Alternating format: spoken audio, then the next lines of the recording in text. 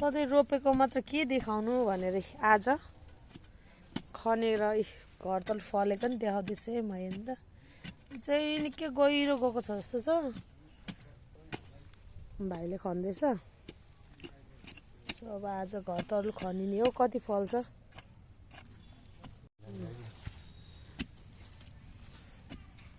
घरतल यसरी त बोराहरू ओछ्याएन भने चाहिँ यसरी गहिरेर जान्छ कि अनि हामी खन्नु सकिँदैन त्यही भएर मैले अस्ति बोरा ओछ्याएर रोपेको देखाएको थिएँ नि तपाईँहरूलाई त्यस कारणले नै हो अब यो घरतल छ यो 2 वर्ष लगभग पोहोर पनि नखनेको हो अब यसपालको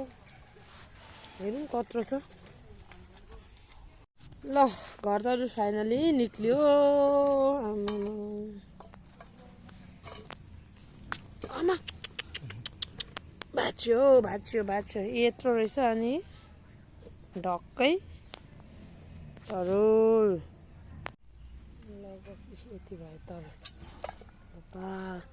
फलेकै हो क्या तरुल चाहिँ